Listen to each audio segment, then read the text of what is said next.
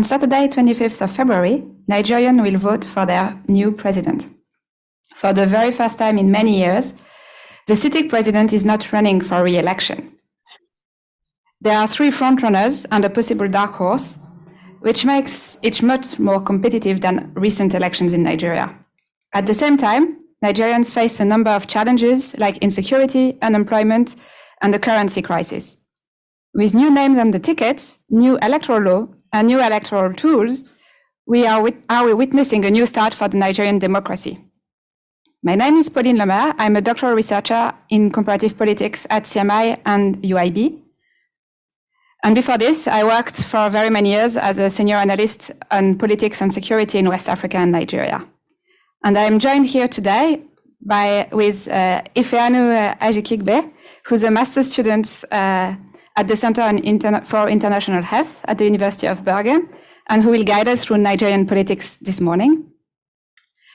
And by Oludotun Babayemi, who is based in Abuja, Nigeria, and who's a monitoring, evaluation, and learning specialist at Cloneshouse. And he's also the co-founder of Connected Development, a Nigerian civil society organization who was involved in monitoring a few of the last elections in Nigeria. So there will be time for questions towards the end of this session this morning, and I will start with a simple question. We speak of new names on the tickets today, in the sense that the sitting president isn't running. But how new are these names? Thank you very much, Pauline. Of course, there are new names in some sense, but to a very large extent, if we look at the people that are on the ballot right now, they are not new per se to the Nigerian political space.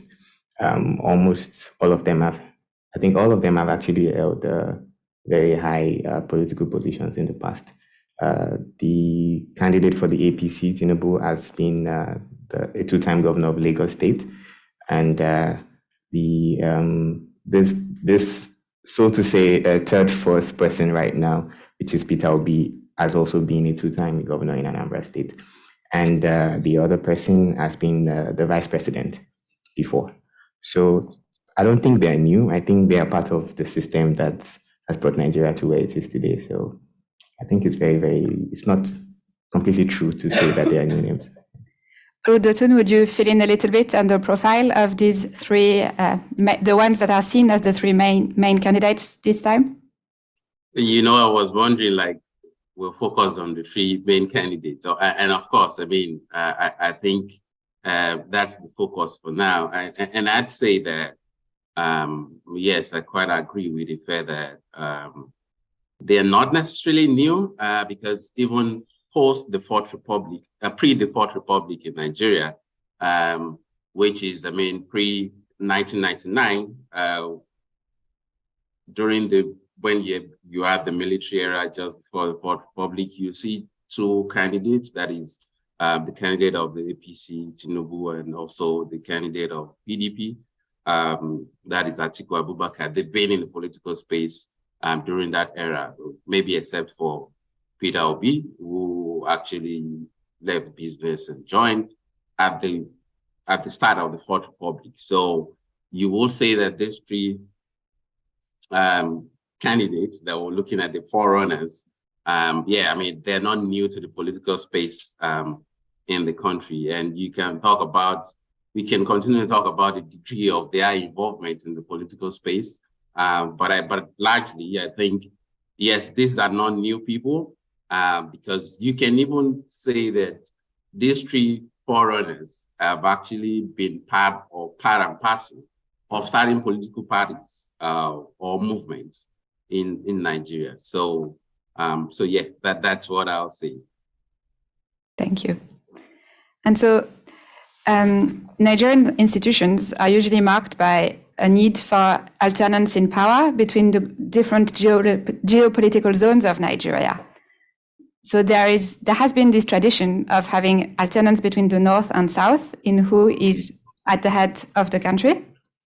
It was a contentious issue in past elections.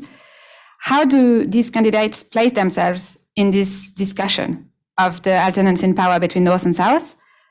And would you say that we are past this discussion and that Nigerians don't look at this topic anymore as something important? I think in my opinion, more than ever before, I think we are divided along ethnic lines and, of course, the geopolitical zones. I was in Nigeria just a few weeks ago, and there is still a very, very strong consciousness of where the foreigners are from, and that I think is going to be very, very important in determining who becomes the president. And of course, because of the way Nigeria is set up, I think the candidate that is usually mostly favored is whoever aligns most with the North, considering the population and the voting power that comes from that region. So it is also, of course, still very important because, prior to the primary elections and everything, some northern governors actually came together to decide that they want the power to go to the South now, considering that the incumbent has been from the North for the past 8 years. So I think it's still very, very important in the political scene of Nigeria for different regions to produce the president. So, and that has not changed now. And Olu, would you like to fill us in a little bit about how these three main candidates place themselves with regards to this need of getting a Southerner in power this time around? Yeah, it's been interesting the way the Nigerian political space is and has been. And this is not something that we're just seeing. I think it has been since the colonial era, where the British system used the divide and conquer approach, then turning Nigeria into a three-regional system kind of government. And I think most of the leanings towards political agitation has taken that path of either being with the North or with the Southwest or the South, you call it the Southeast or the South-South. It has to remain that way, and unfortunately, it also took a tribal line, line, so people lining towards the tribes, even within these three regions. It has been like that, but I think at the moment, it is more profound than before, perhaps because of certain reasons, which, we cannot finish talking about that at this moment. And these three candidates they've actually looked at that like it's an important thing to lean towards a particular region or tribe. By the way, I think it's important for us to know that Nigeria has over 100 tribes, but we can talk about the three major ones, which is the Hausa Fulani in the northern part, the southwestern, the Yoruba in the southwestern part, and you have the Igbos within the southeast and the south-south.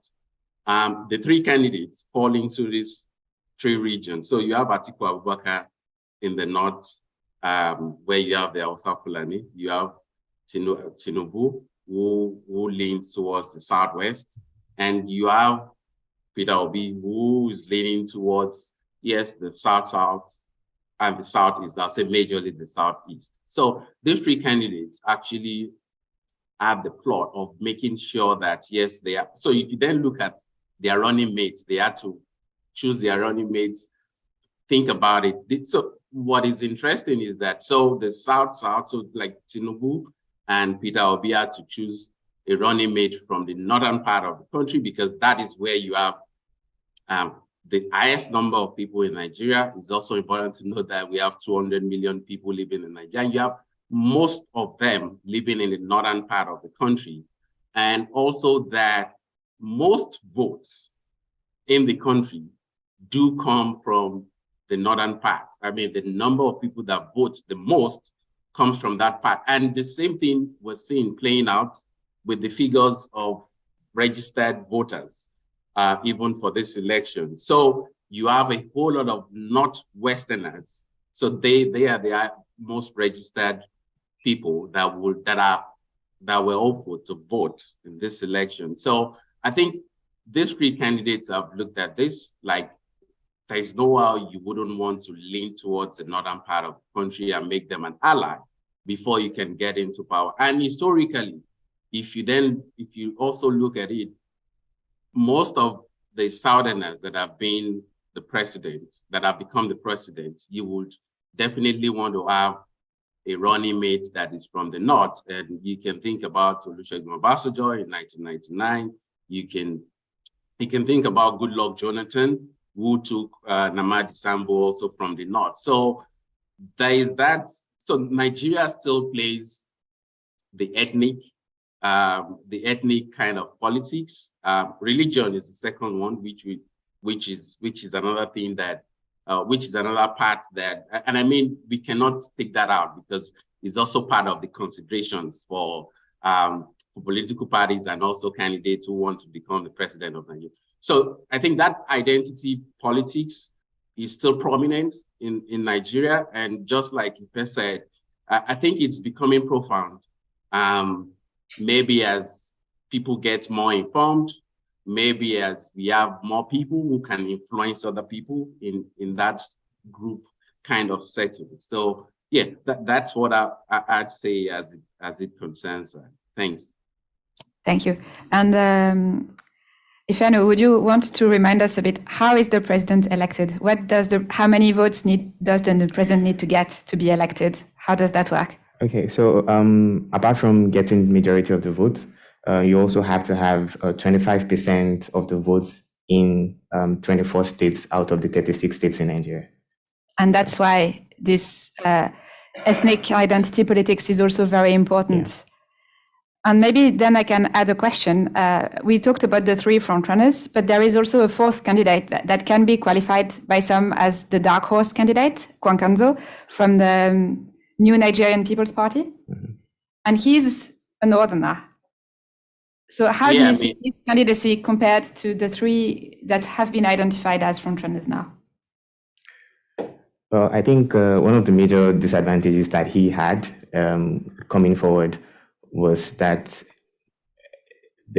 unlike what Peter Obi enjoys right now, having been able to appeal to the young population in Nigeria, he still was looked at as part of the old guys. And I think he crossed from the APC or the PDP to the New Nigerian People's Party now. So he is looked at as one of the old people and who doesn't necessarily have anything different to do from what is already on ground. So I don't think he's taken as seriously as any other one of them. So that's why I wouldn't even consider him as one of the frontrunners. Would you concur, Olu? Do you agree with this?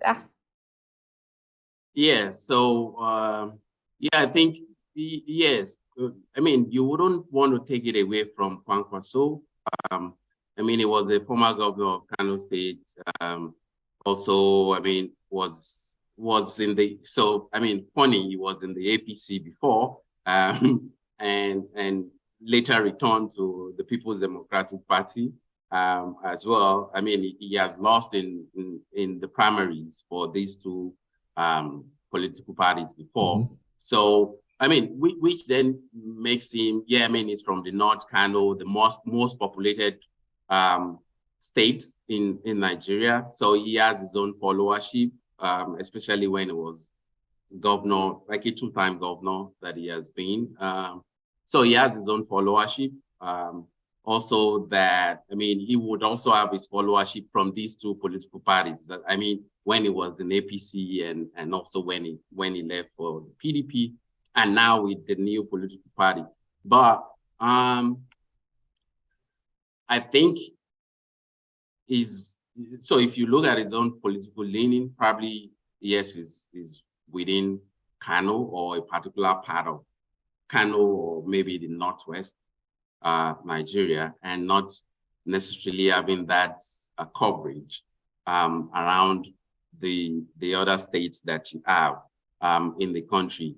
Also that I think it was super difficult for him to really have a point of appeal from where from the weakness of Nigeria. So like you first said, like Obi was able to appeal to the young people in Nigeria and maybe the young people who are privileged to be online, to have access to internet and information. So he doesn't have that. So, and that's the difference. But I would say not to also say that, yes, he has his own followership, but I think that followership is limited to one part of the country. And I mean, it makes it difficult if you have a support from just one part of the country. And just like the Electoral Act, the Constitution had said, you need to win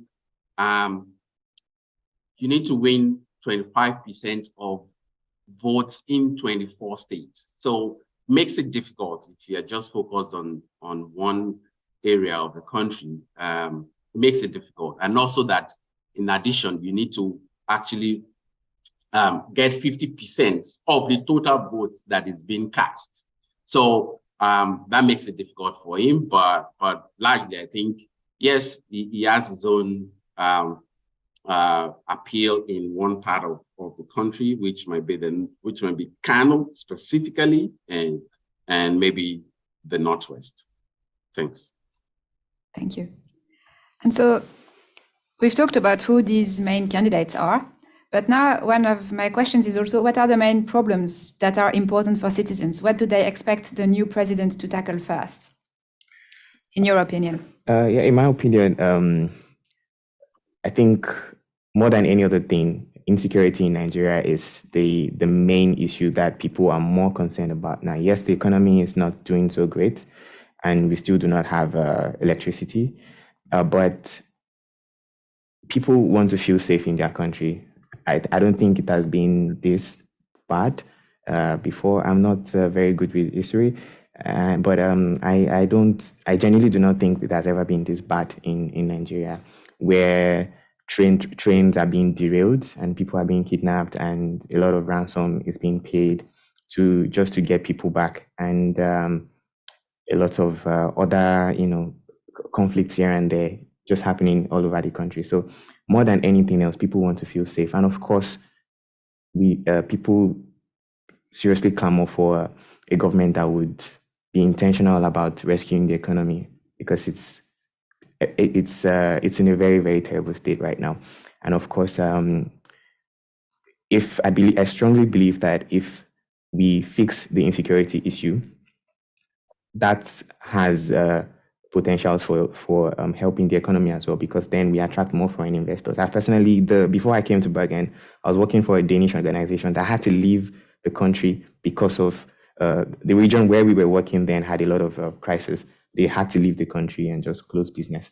So, and that is just one out of many organizations that have left the country. So if we are able to tackle insecurity and are successful at that, we will attract more foreign investors, and of course that would help the economy. And another thing, because of the growing young population in Nigeria, a lot of people are starting businesses, a lot of SMEs, young people are getting even more creative by the day, and there are so many limitations, that they face because we do not have electricity. There is no broadband internet, available. So if a government comes in that, takes care or says they will take care of these issues, I think that is where people are looking at right now. And so is this how candidates are trying to campaign as well at the moment? Olu, would you, or have they chosen different types of platforms to campaign? Yeah, I mean, so I think I'd say, yeah, I've followed less of their campaigns anyways, so it's good to put that out.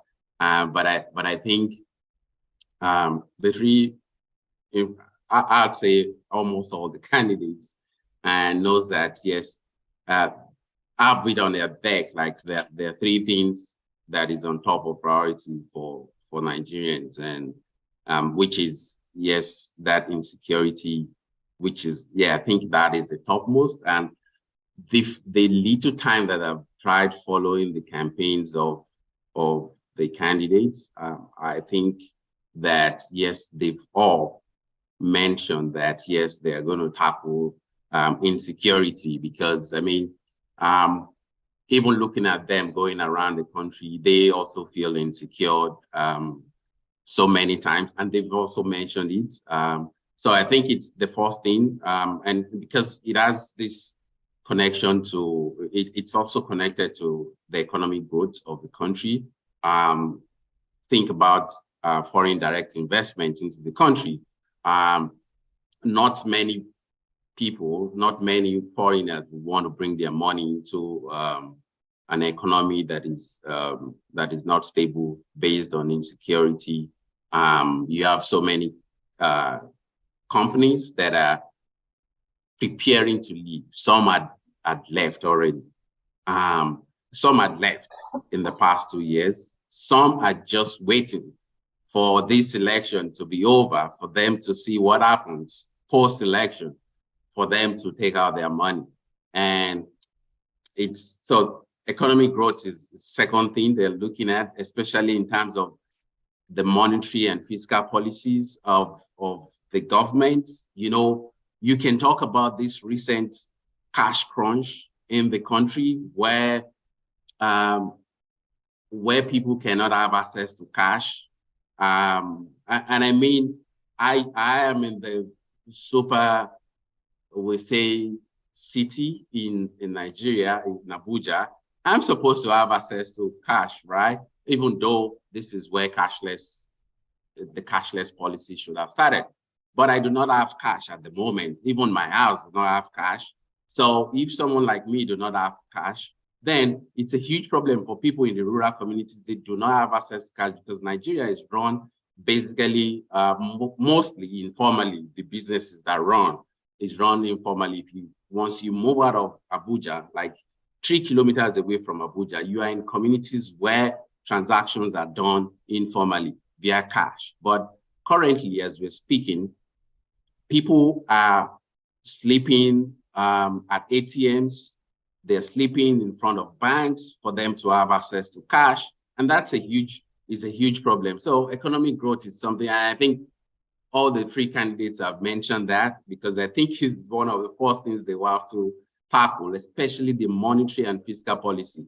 You can also think about the gap, and I think these three candidates have mentioned it, the gap between the foreign exchange of the country, like the official foreign exchange. So like exchanging Naira to Euro, Naira to USD, Naira to Great Britain pounds. There is a huge gap between the official rate and the black market rate. And it has been increasing since the start of this current administration. And I think it's something keen that these three candidates are trying to find a lasting solution to, and I hope they can. And you can think about economic growth also as the standard of living of an ordinary Nigerian, an average Nigerian, I think is super appalling, even though Nigeria still remains the 31st largest economy in the world, I think in 2022, just after Norway. But I mean, we are 200 billion people, and it means that the amount of money that we make, either revenue or transaction in the country, is not even enough for the number of people that are in the country. Thirdly, which I think, to me, it then seems like, you know, in the 2015 election that brought this current administration, what was top priority was corruption. But as we go into this election, corruption becomes the third, is like the third thing that people are interested in fixing. So I think, I don't know if it's an irony, because right now, insecurity is one, two is economy, and you can think about as standard of living of people. Then the third is corruption. So one can think about, okay, so what has happened to the conversation around corruption? So I mean, these are three things that I think is quite important for the country, in my own opinion. And I think these three front runners I've also looked at that, and it's something they're also trying to fix according to their various manifestos. Thank you. Thank you. And so what is also new with this election is the new Electoral Act that was passed last year, and that will be used for the first time in the national election this time around. What exactly is new? What were the main implications of this Electoral Act for the elections, more technically speaking? Olu.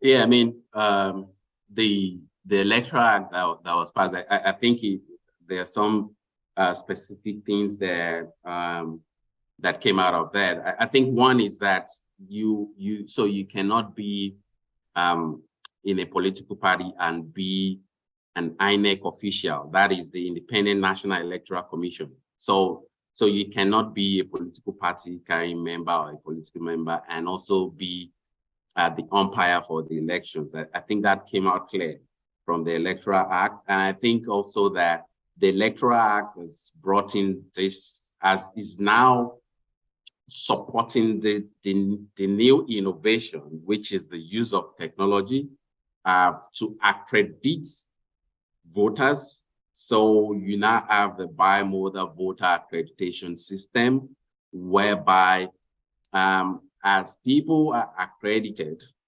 at the polling centers, it is transmitted to a centralized portal. So you cannot, which before people can bypass the accreditation and they can still say, oh, they voted, even though they were not accredited. So, and it's been centralized. So there's that support for that electoral system that accredits voters.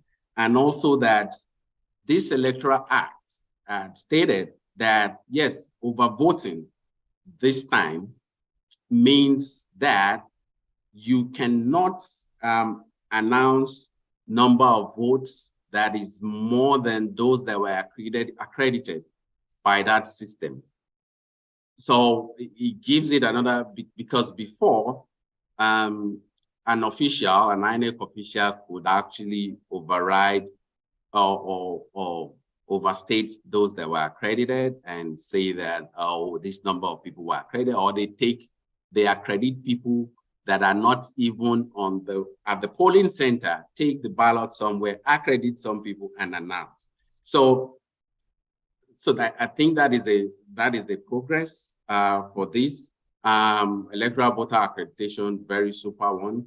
Overvoting, yes, owing to the electronic accreditation is something that is in this new Electoral Act. I think something that is also pleasing is that, yes, it gave room for more inclusion. So persons with disabilities and should be able to exercise their rights by casting their votes. They're going to make provisions for brailles, for sign interpretation for those with disabilities. So I think also is the electronic transmission of the results. Electronic transmission of the results, which means that at the end of the poll, collation doesn't need to be by papers anymore, whereby you need to take, so the official at the polling unit still need to put something on paper and take to a collation center before it then gets to another super collation center at the headquarters. So right now, at the end of polls, results are being transmitted using that same Beaver system. They are being imputed and transmitted into a central system where the INEC office in the capital city can see the results as they come in. So I think that's another innovation that this Electoral Act have brought. The only thing it hasn't done is which we said, before coming on here, was yes, allowing people in the diaspora to vote, also electronic voting. So it is not electronic voting. It is just basically electronic voter accreditation, and also the transmission of the results makes it electronic. These are all the components, the key things that I see in the new Electoral Act, aside from those that are tending towards the political system, which is that primaries should hold at a certain point in time, and candidates should also be announced at a certain time. But I think the three key things are, yes, the electronic transmission of results, the electronic accreditation of voters, and also the inclusiveness, making people without disabilities to have that advantage of casting their votes. Thank you. Thank you. And so, Ifeaanu, who votes in those elections? Olu mentioned very quickly that Nigerians in the diaspora cannot vote. There is no system for that. But what happens on election day? Basically, what happens on election day is that every Nigerian that have their permanent voters card, I think that's like the main ticket to vote. Every Nigerian above the age of 18, if I'm correct, that have the PVC can go to their polling units and cast their vote. Interestingly, this election, prior to the build up to this election, we've had a lot of, I think this will be the election that has more young people that are actually interested in voting, that have gone to register and have gotten their PVCs. But of course, on social media, I think Olu mentioned before that some of the candidates have been able to appeal to the Nigerians that are privileged to be on social media. So I think we always have before any elections, we always have the energy and the excitement on social media, and the youth are always very happy to talk about who they want to vote for and how they are interested in this time around effecting lasting change.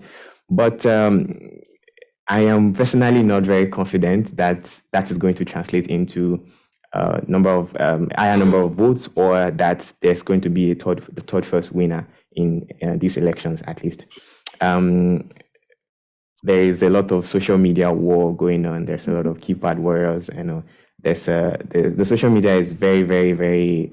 It's where people tap into some of the candidates are very sensational and all of that. So I am hoping that the young population in Nigeria will actually do as they've been saying on social media now and actually vote, because one of the reasons why the currency scarcity in Nigeria has been is that the CBN and the federal government have decided that this time around they want to the best of their ability, curb vote buying, which is a very common practice in Nigeria.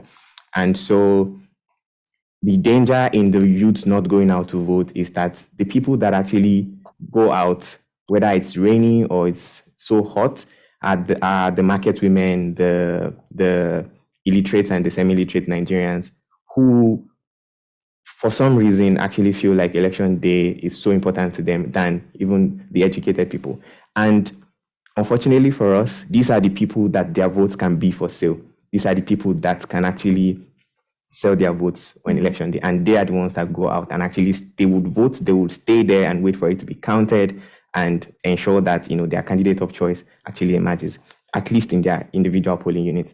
So this time around, we're expecting that, there will be a larger turnout of the young population who are educated, who are angry enough to actually try to vote the candidate of their choice, which I think is, if I'm allowed to say, the candidate of the Labour Party, Peter Obi, who happens to be the one that everyone seems to think is the new person or the third first candidate this time around. So I'm expecting that there will still be a large turnout of the regular voters from years before, but also we're hoping that the youth will actually go out and vote more this time around.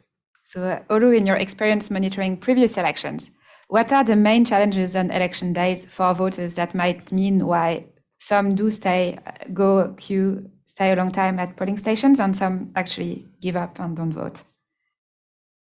Yeah, I think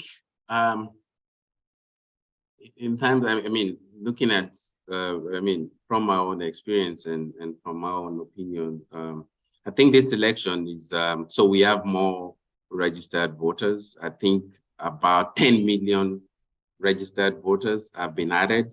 I think about 90 million registered voters in Nigeria at the moment. But I mean, on election day, maybe a quarter of that will get to the polling station. There are challenges already. For example, myself, and so I'm going to start from myself. So INEC is, so the polling units, I think the challenge starts from people getting access to the polling units where they're supposed to, the polling center, which is where they're supposed to vote. I think this is one thing that the electoral body hasn't gotten on how to make sure people can vote at their current location. So I have moved from where I was in the last election to another, and I mean, it's just like 5 kilometers from where I was before.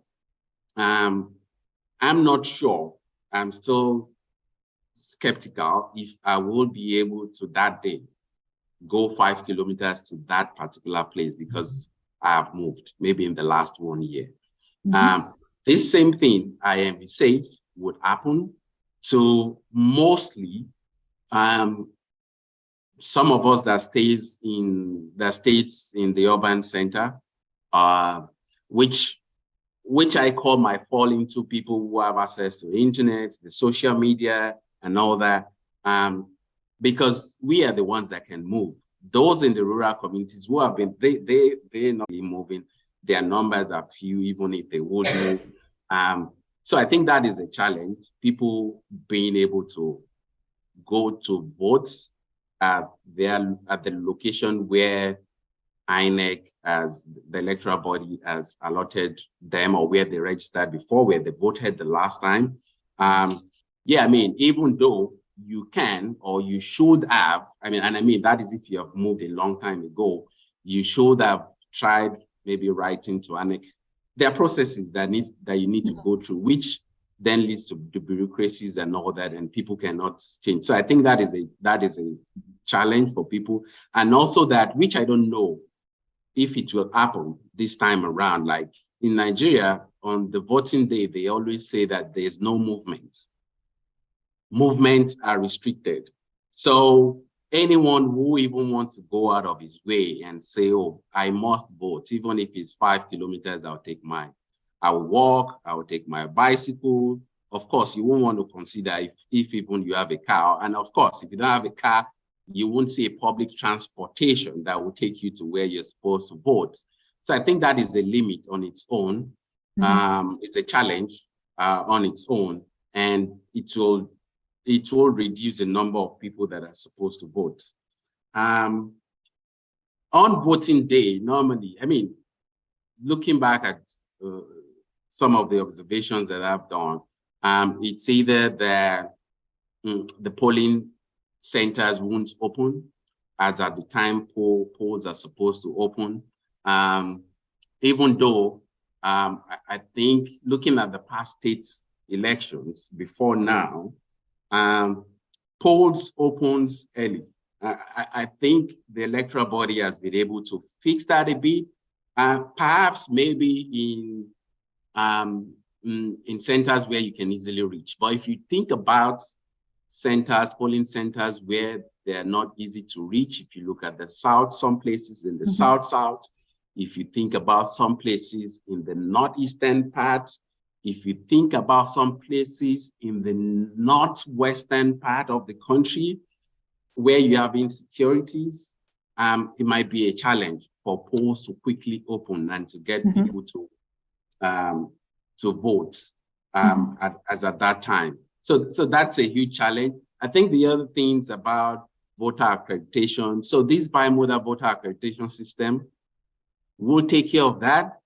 However, there was a test of this bimodal voter accreditation system, I think sometimes in February, where it became, so there were some cases where when you get to the polling center, the system would not be able to accredit you, even though you have your voter's card.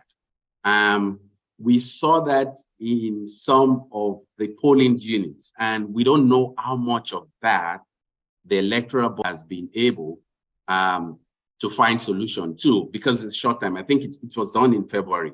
So yeah, it was in early February. Yeah, in early February. So I think that might be a challenge, because it then caused panic.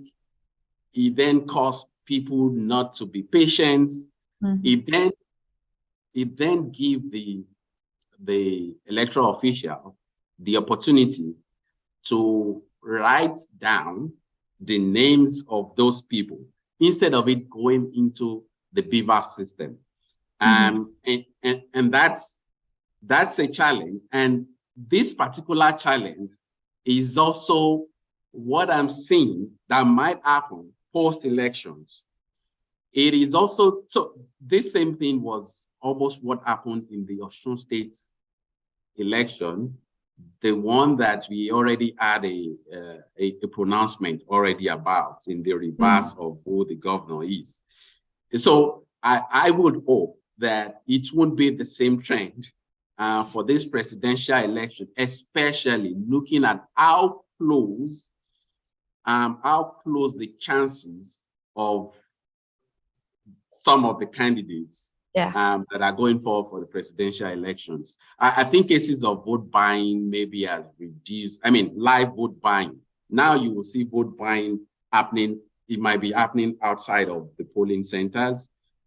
In fact, vote buying might have happened during the primaries, even before now. People have planned, they've planned about that. But I think in terms of, we used to have challenge with transmission of results before, and I think that has been taken care of with the Beaver system. So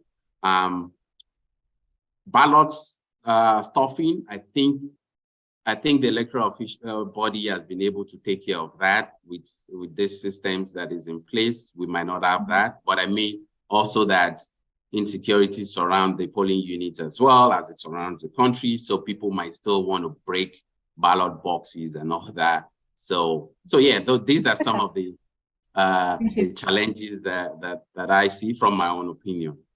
Thank you. So we'll open now for questions from the audience, either here in the room or online. But I don't see the online questions, so if you can read them up, if you see them. And here, Liv has a question. Here in the front. I managed. Okay, thank you so much. I'm just wondering, I think, this didn't start very well. A few years ago, there was this campaign, End SARS, to end police brutality. I'm just wondering, to what extent has, police brutality and this sort of been reflected in the campaign, especially in connection with you said earlier that insecurity has been sort of a main topic in the campaign. And I also wondered whether women's rights and LGBT rights has been sort of politicized or been sort of part of the campaign of these candidates in a positive or a negative way. Yeah, thank you very much. As regards the police brutality situation, I think that is what gave birth to what we're saying is new now, which is a lot of young people actually being more interested in the elections. So after the NSAS protest and everything, and the way it ended with soldiers being called into the protest grounds in Lagos and firearms were used and all of that, I think people began to realize that things were not working. Definitely, the government was not interested in interfering or doing anything positive just to improve the situation. And a lot of panels were set across the 36 states of the country, and they came up with very interesting, very positive recommendations for the government, which till date none of it has been implemented or even looked at. So that reality gave birth to, this new consciousness that the young people now have, that we need a change and we need to bring in someone that is fresh and may, be more sympathetic towards the what the youth want. So I believe that that is why a lot of them now want to vote.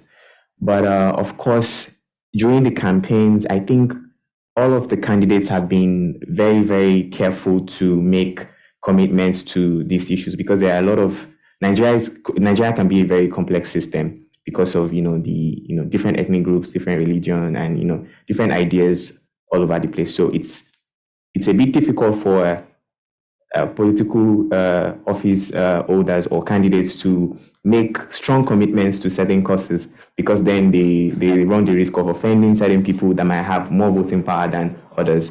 But I think more than ever before, they now understand that there is an awakening among the young population, and that they need to do something serious about police brutality, especially. The current administration, I think their body language have been such that I don't know if it is because Buhari was in the military, but there's the feeling among them that the young people that are complaining about police brutality are mostly, internet fraudsters and people that actually do things against the law. But there are so many young Nigerians that are doing great work, earning good living, and not doing anything criminal. But because of the labels and because of our culture and traditional values and beliefs, certain things, certain appearances that these young people are tending towards, like wearing dreads, having tattoos all over their body, things that are supposed to be normal and shouldn't determine the character of a person, are being considered as labels, and they are taken as labels for people that engage in internet fraud and all of those things. So there is the need and consciousness for us to have someone that is a bit younger that will understand these things better than the older generation. So, but of course, the candidates are marketing and presenting themselves in such a way that people now begin to feel that they will also understand. They are not holding too strongly to their ideals as before. And concerning the women's rights and maybe the LGBTQ, did you mention that? Yeah, I think we still have a very long way to go regarding that. I don't think any of the candidates will dare to put that in their manifesto or want to say anything about that. I think that there's been a legislation that has been passed on that already a few years ago, and it is still criminal to engage in homosexuality in Nigeria, for example. Women's rights, I think it was you who mentioned to me also, because these are not things that are actually talked about in this election, which is very, very obvious. It's a much more lower percentage of women that are contesting in this election across board. I've forgotten the percentage now, but it's a very, very, very low percentage of women. But interestingly, these are things that are not even part of the debates currently trending in Nigeria, because everyone is more concerned about, okay, who becomes president, what do we do, than what is, the gender and the beliefs of these people. So those are things that we still have a long way to go. And unfortunately, not many people are talking about it in Nigeria. Okay. Olu, did you want to add anything to that answer? Yeah, the NSAS protest is quite interesting. So I've been a victim of police brutality before. Of course, I grew up in Lagos, and if you grow up in Lagos and you're like a young and upcoming person, you would have experienced police brutality before. I have mixed feelings for the NSAS movement. Yeah, it started well, but ended badly, which is a case for another time.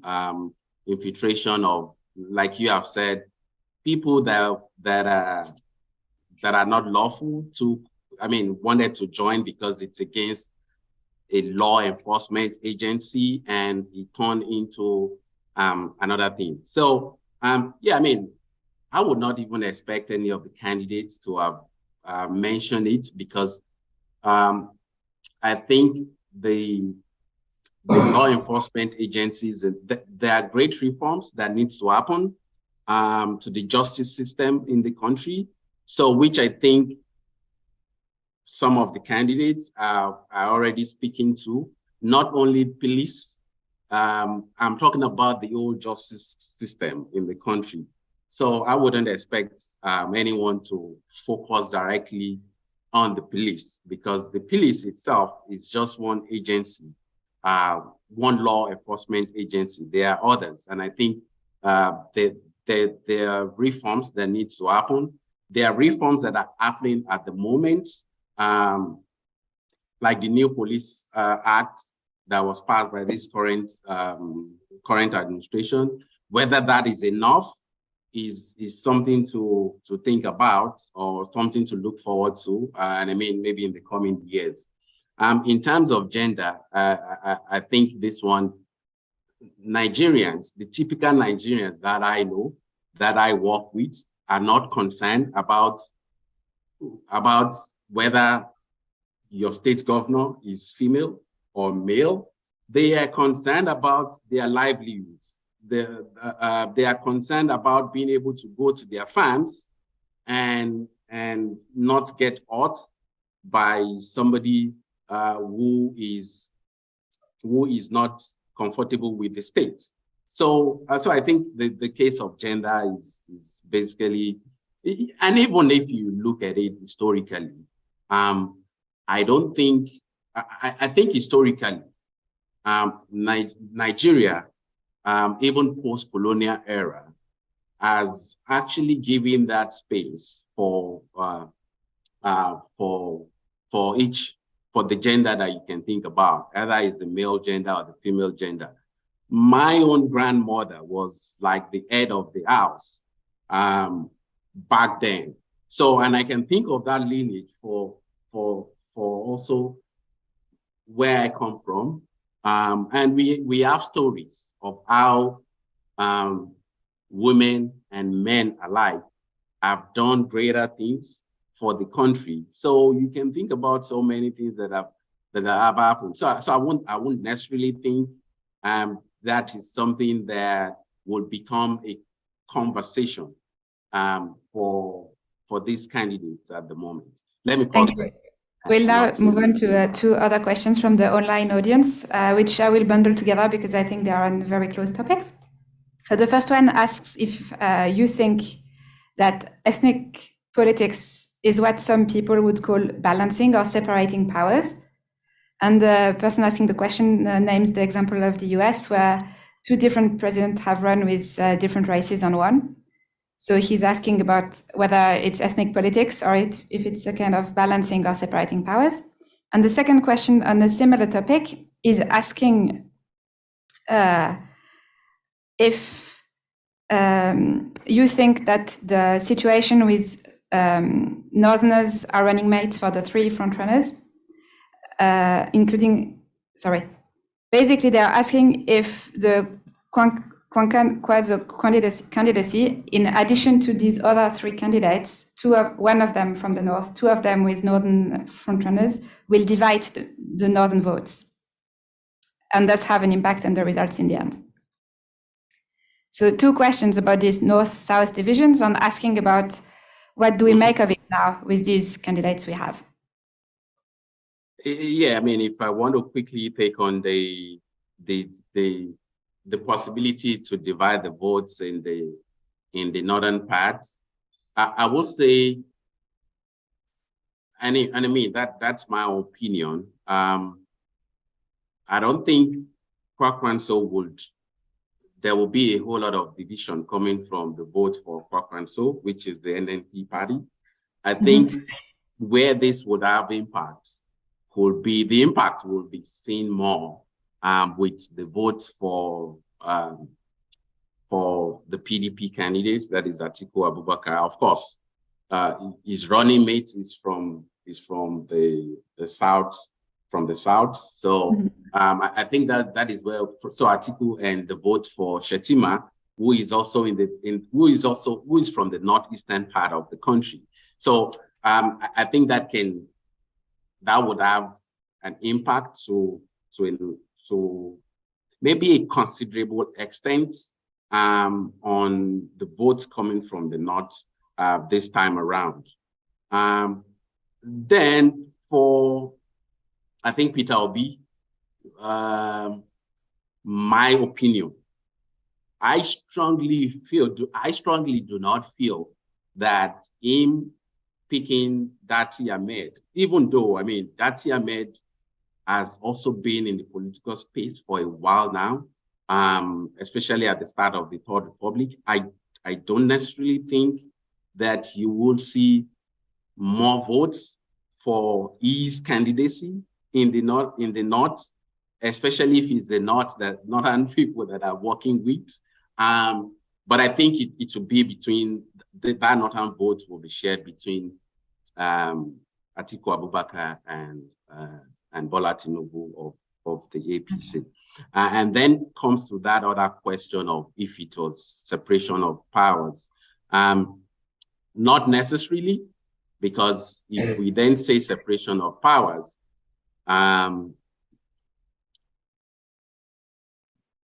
I think we can take this at different levels, because you can think about separation of powers, looking at the different tiers of different institutions of democracy. So the executive, the legislatives, and the judiciary. I think in the legislative, you've seen a little bit of separation of power. So with the executive, so they always say, okay, if the president is from the North, the vice president should be from the South. The person leading the legislative arm should be from maybe the South or so. So maybe a little bit of separation of power. But if it concerns who becomes the president and where it's coming from, like there could be, or there should be separation of maybe power. Some people call it power rotation. And I think it's in some people's manifesto that there should be this power manifesto. But it hasn't come to limelight. It is still the same thing. So I think, and we can just look at it, since 1999, most of the presidents in the country are either from a region in, and I'm so careful to mention this, because even if you say North, some people in the North now, they are leaning towards their group and saying that, no, I'm not, if I'm from the North Central, I'm not from the northern part of the country. Yeah. So, but I just leave it at that. You will see from 1999, it's either you're from the Northwest or Northeast, or you are from the Southwest. So, and that is it. So there isn't no balancing, if you call it balancing at that level. But I think within political parties, they've tried to balance that power using other institutions of democracy. And I'm not talking about the federal government institutions. I'm talking about, when you look at it, executive, legislative, and the judiciary. So that's how I put this. Thank you. Then there is, we are nearing the end now. We're actually a little bit over time already. I have one very last questions from the online audience, which is asking about whether trade unions are engaged in the election and in what way. I'm not sure if you can answer to that question, but it came a little bit, I was thinking it would be a nice addition. Well, I haven't seen any serious statements coming from any of the trade unions. One thing I would like to note, though, is that the fuel scarcity that has been in place in the last few weeks, I think it points strongly to disagreement between the federal government and the Petroleum Marketers Organization. So, and to a very large extent, I think it is because of talks about removing subsidy from petroleum products in the country. So maybe that would go, because of the hardship that is being meted out to Nigerians right now because of the fuel scarcity, maybe that might influence people's choices in a way. But of course, I think all of the candidates have talked about their commitment to removing fuel scarcity. I don't think any one of them has been singled out as being for fuel scarcity. So I don't know how it might influence it, but maybe that's, might be in a way able to influence people's choices. But the trade unions have not really made any strong statements. I think everybody is still very, very individualistic and still voting along the ethnic lines, in my opinion. Thank you. So I think we'll end it here because we're already a little bit over time. Thank you, Oludotun. Thank you, Ifeaanu, for your light on the upcoming Nigerian elections. And I wish you a good election, Olu, since you actually get to vote.